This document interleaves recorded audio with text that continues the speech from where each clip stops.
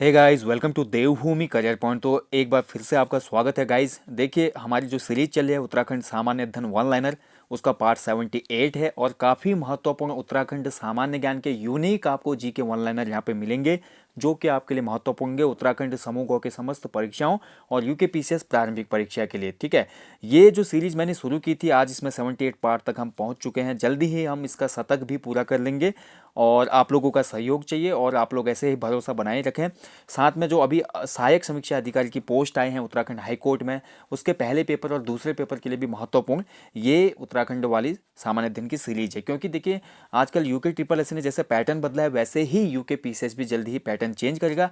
Repeated question ना के बराबर पूछे जाएंगे और किताबों से जो सिंपल वन लाइनर या एमसीक्यूज बनते थे वो नहीं आएंगे अब। ठीक है, आपको काफ़ी डीप रिसर्च करनी पड़ेगी उत्तराखंड में। और यहाँ पे जो भी ये सीरीज आती है पार्ट 78 है, इसमें लगभग 4 या 5 किताबों से निकाल कर वन लाइनर तैयार किए जाते हैं। तो काफ़ी महत्वपूर्ण सीरीज है गाइज, इसको फॉलो कीजिए।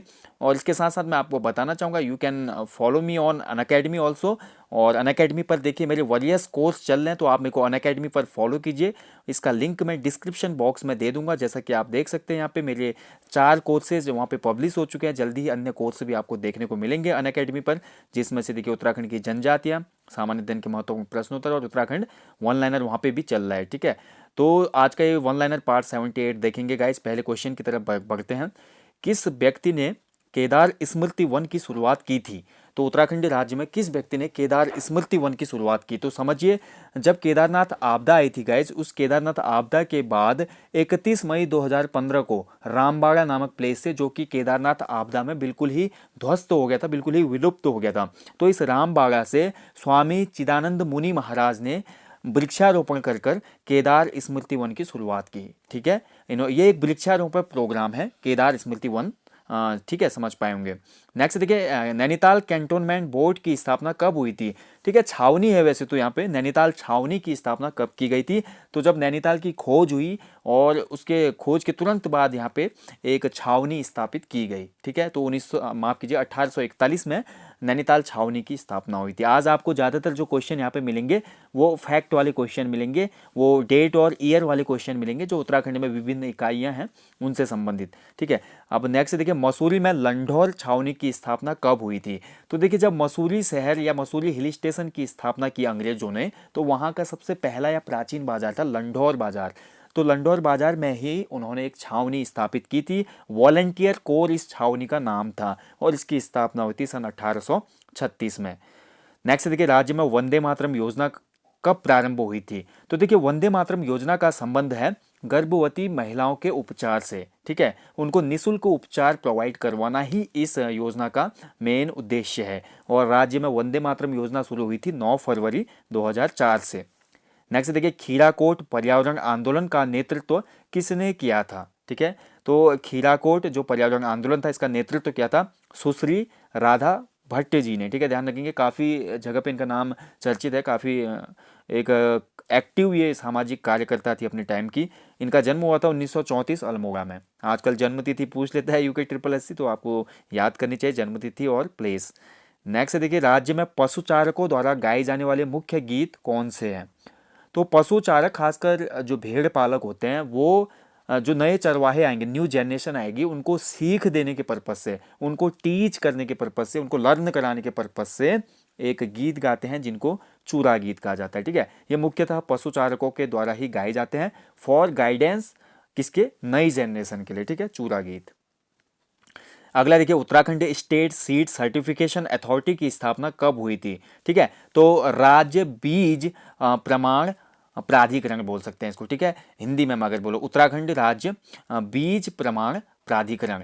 तो इसकी स्थापना हुई थी 14 मार्च 2001 को। अब जैसा कि सीड बीज से सर्टिफिकेशन का मतलब है, तो समझ पा रहे हैं कि जो किसान है, किसानों के लिए जो बीज प्रिपेयर किए जाते हैं, उन बीजों का मतलब सर्टिफिकेशन करना, ये इसके मुख्य कार्य हैं। ठीक है, और उनको गुणवत्तापूर्वक जो बीज पहुंचते हैं उन तक पहुंचाए जाए, मतलब। ठीक है ना, अगर जैसे किसान कोई बीज बाई कर रहे हैं, तो ऐसा ना हो कि उनको खाली ऐसे बीज ना पकड़ाए जाएं कि उसने काफ़ी मेहनत की और उत्पादन नहीं हो पाया। तो इसके लिए चेक करने के लिए ये अथॉरिटी बनी है, state seed certification authority. Next देखिए, राज्य में किसान रत्न योजना की शुरुआत कब हुई थी? तो देखिए किसान रत्न योजना शुरू की गई यहाँ के जो किसान है राज्य के उनको प्रोत्साहन देने के लिए। अगर कोई किसान काफ़ी अच्छी खेती करता है या कोई किसान ऐसा यूनिक रिकॉर्ड बनाता है अपनी खेती में, तो उसको प्रतिवर्ष किसान रत्न योजना से लाभान्वित किया जाएगा। ये गवर्नमेंट का उस समय का लक्ष्य था और ये शुरू हुई थी सन 2010 में। ठीक है, ध्यान देंगे किसान रत्न योजना 2010। ठीक है, अगला देखिए राज्य की जलवायु को कितने भागों में बांटा गया है। तो देखिए जो मुख्य पर्यावरणविद हैं या मैं बोलूँ एक हिसाब से भूगोलविद हैं, मैं बात कर रहा हूँ डॉक्टर खरकवाल जी की। ठीक है, इनकी पुस्तक भी है खरकवाल जी की। तो खरकवाल जी ने उत्तराखंड राज्य की जलवायु को 6 क्षेत्रों में विभाजित किया है। सबसे पहले उन्होंने विभाजित किया उपोष्ण जलवायु, तो 900 मीटर तक के क्षेत्रों की जलवायु को उपोष्ण जलवायु के अंतर्गत रखा गया है। उसके बाद गर्म शीतोष्ण 900 से 1800 मीटर की ऊंचाई तक। उसके बाद तीसरा शीत शीतोष्ण 1800 से 3000 मीटर की ऊंचाई तक। उसके बाद एल्पाइन जलवायु आ जाती है जहाँ पे घास के मैदान शुरू हो जाते हैं, बुग्याल 3000 से 4200 मीटर की ऊंचाई तक। उसके बाद हिमानी जलवायु जो कि 4200 मीटर से ऊपर जब हम जाते हैं तो वहाँ पे हिमानी जलवायु देखी जा सकती है। उसके बाद शीत शुष्क जलवायु भी देखने को मिलती है बाह्य हिमालयी क्षेत्रों में 2500 से 3500 मीटर की ऊंचाई पर। ठीक है, तो ये है राज्य की जलवायु जिसको 6 भागों में बांटा गया है। महत्वपूर्ण क्वेश्चन है, अच्छे से याद करें आप। अगला देखिए पिथौरागढ़ के किस क्षेत्र में प्रचुर मात्रा में राज्य पुष्प मिलता है। तो मैंने यहाँ पे कोड में लिख दिया, कोड वर्ड। अब राज्य पुष्प आपको पता होना चाहिए, राज्य पुष्प हमारे उत्तराखंड का है ब्रह्म कमल। तो पिथौरागढ़ का एकमात्र क्षेत्र है जहाँ पे ब्रह्म कमल प्राप्त होता है और यह है मिलम ग्लेशियर जो कि कुमाऊं जनपद का सबसे बड़ा ग्लेशियर भी है।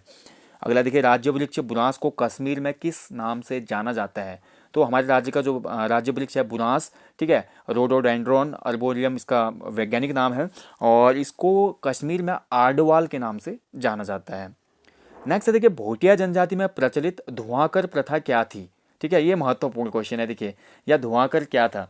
तो देखिए भोटिया जनजाति के लोग जब तिब्बत से सामान लेकर आते थे अपने प्लेसेस में, वो पहुंच जाते थे तिब्बत से, जो भी उनकी घाटियां हैं जैसे नीति घाटी, मुनस्यारी का जो मैं बोलूँ पिथौरागढ़ में मुनस्यारी, वहाँ पे तल्ला जोहार और मल्ला जोहार, जब भोटिया लोग इन प्लेसेस पे पहुंच जाते थे तो नदी घाटियों के क्षेत्रों में जो मैदानी व्यापारी थे वो भी सामान बेचने आते थे अपना। ठीक है, मतलब अपने सामान को वो एक्सचेंज करते थे ये लोग, मतलब भोटियाओं का सामान मैदानी व्यापारी लेते थे, मैदानी व्यापारी से ज़रूरत का सामान जैसे चीनी गुड़ नमक वगैरह भोटिया व्यापारी लेते थे। तो जब मैदानी व्यापारी नदी घाटियों में पहुंचते थे तो वो बड़ी बड़ी लकड़ियों को जलाते थे और धुआं उत्पन्न करते थे ताकि ऊंचाई पे रहने वाले भोटियाओं को पता चल जाए कि नीचे व्यापारी पहुंच चुके हैं। तो धुआं करने की यह पद्धति ही, यह व्यापार पद्धति ही कहलाई धुआंकर प्रथा। ठीक है, ये एक व्यापार प्रथा थी। ठीक है, समझ पाए होंगे। अगर देखिए राज्य के किस जनपद को रेशम उद्योग का केंद्र कहा जाता है। तो रेशम उद्योग का जो डेवलपमेंट हुआ है मोस्टली कहाँ पे हुआ है, देहरादून जनपद में, इसलिए देहरादून को राज्य का रेशम उद्योग केंद्र कहा जाता है। अगला क्वेश्चन है लोहाघाट के निकट मायावती आश्रम की स्थापना किसने की थी।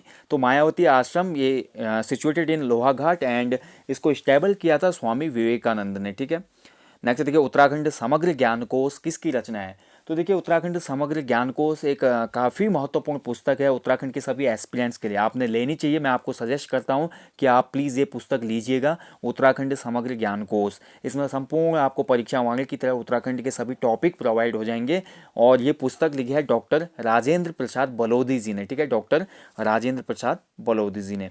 बढ़ते हैं अगले क्वेश्चन की तरफ, काफ़ी महत्वपूर्ण अगला क्वेश्चन है, इसको अच्छे से याद कर लें आप।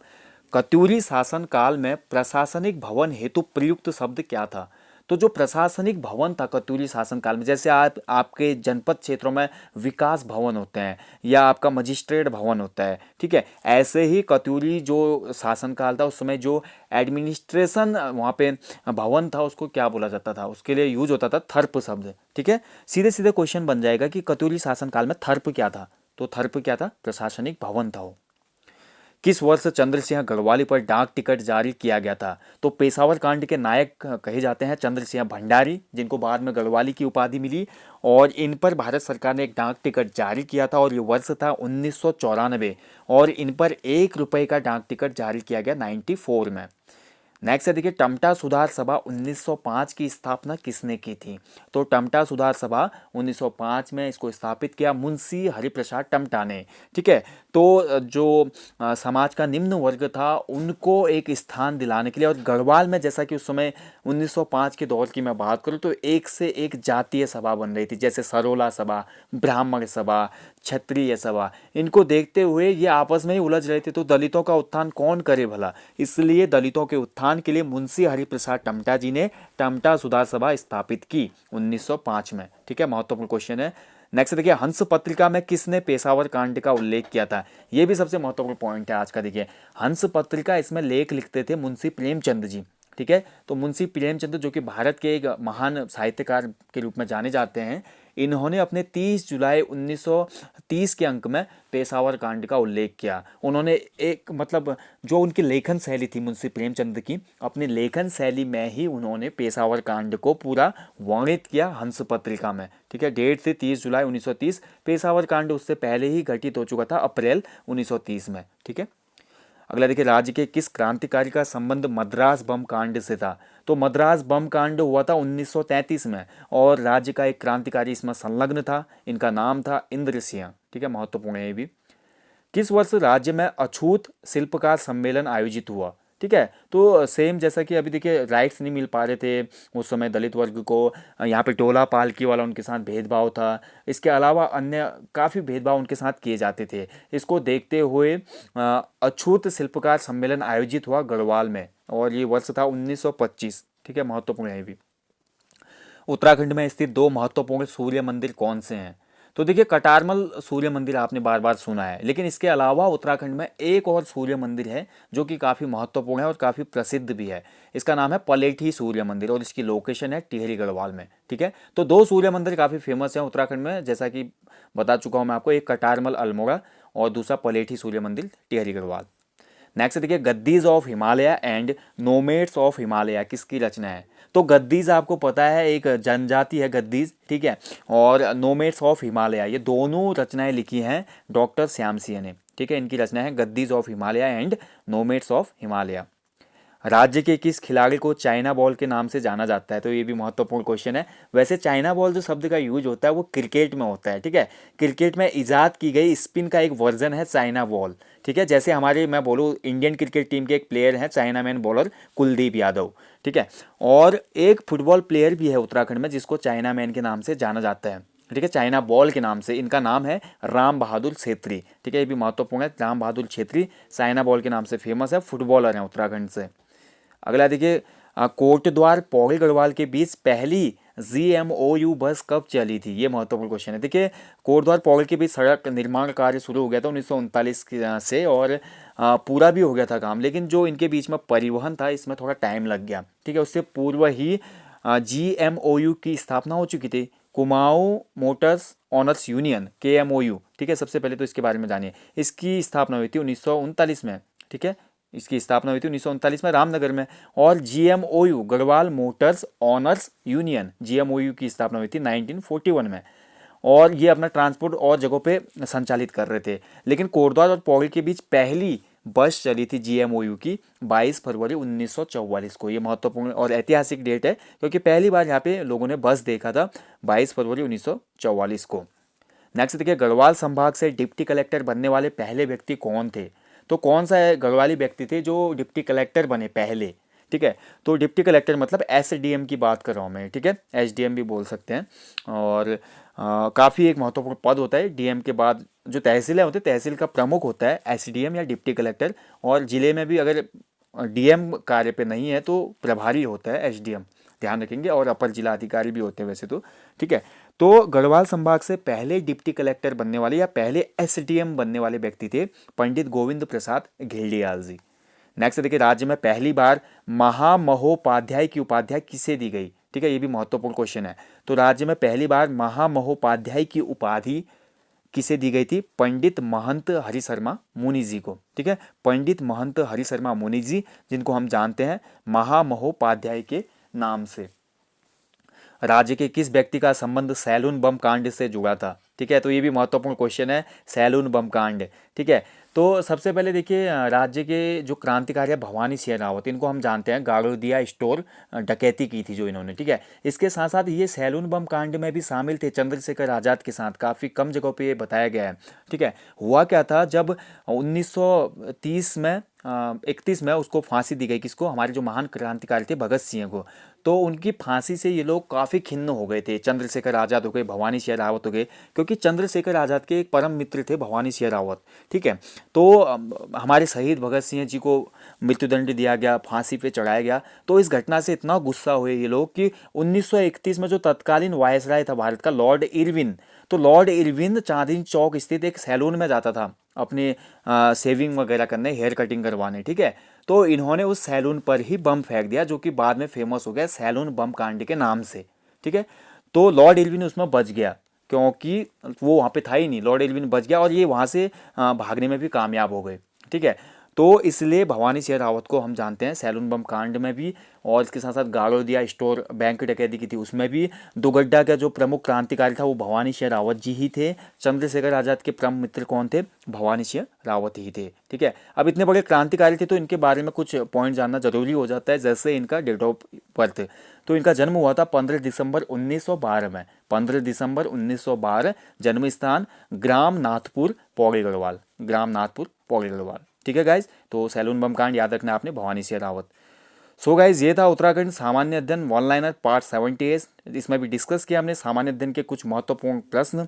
तो कैसे लगे आज के प्रश्न आपको, प्लीज़ कमेंट कीजिएगा, और अच्छा लगा तो लाइक कीजिएगा, शेयर कीजिएगा। कोई भी क्वेरी या कोई भी डाउट्स हो तो फेसबुक पेज पे मैसेज कीजिए या कमेंट बॉक्स में कमेंट कीजिए। और अनअकैडमी पे भी जो मेरे कोर्स चल रहे हैं उनका फ़ायदा उठाइए गाइज। अनअकैडमी लर्निंग ऐप को डाउनलोड कीजिए और मेरे को फॉलो कीजिए वहाँ पे, और उत्तराखंड से संबंधित सभी कोर्सेज का लाभ उठाएं। So guys thank you for watching. अच्छे से स्टडी करें, अपना ध्यान रखें। जय हिंद, वंदे मातरम।